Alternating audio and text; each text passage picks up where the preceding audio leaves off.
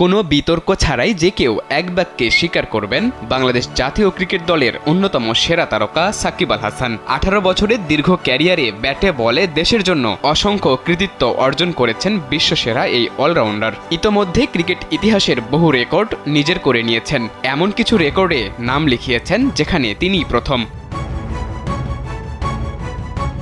সবশেষ পাকিস্তানের বিপক্ষে টেস্ট সিরিজে পেছনে ফেলেছেন ড্যানিয়েল ভেট্টোরির মতো কিংবদন্তিকে। টেস্ট ক্রিকেটে সর্বোচ্চ উইকেট শিকারী বাঁহাতি স্পিনার এখন বাংলাদেশের সাকিব আল হাসান। আসন্ন ভারত সিরিজেও সাকিবের সামনে সুযোগ আছে আরও এক মাইলফলক স্পর্শ করার।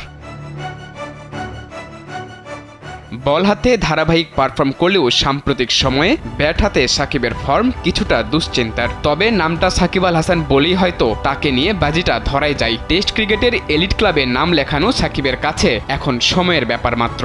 আর নয় সৌন্দর্য নিয়ে চিন্তা, এবার নিজেকে সুন্দর করে তুলুন স্টাইল ম্যানিয়াক্সের সাথে।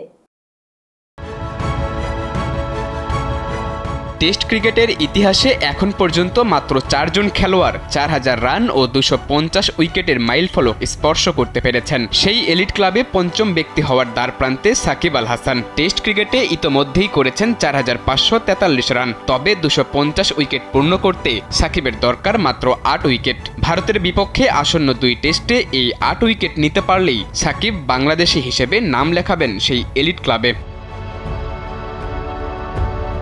বিশ্ব ক্রিকেটের 147 বছরের ইতিহাসে যে রেকর্ডে কেবলমাত্র 4 জন ক্রিকেটার নাম তুলেছেন, সেই রেকর্ডই রাখছে সাকিব আল হাসানকে। ভারতের বিপক্ষে 8টি উইকেট নিতে পারলেই 37 বছর বয়সী এই অলরাউন্ডারের ক্যারিয়ারে যোগ হবে নতুন মাত্রা। ভারতের বিপক্ষে টেস্টে সাকিব তার অভিজ্ঞতা এবং দক্ষতা দিয়ে কেমন পারফর্ম করেন সেটাই এখন দেখার বিষয়। সাদাতুর রাফি, কালবেলা।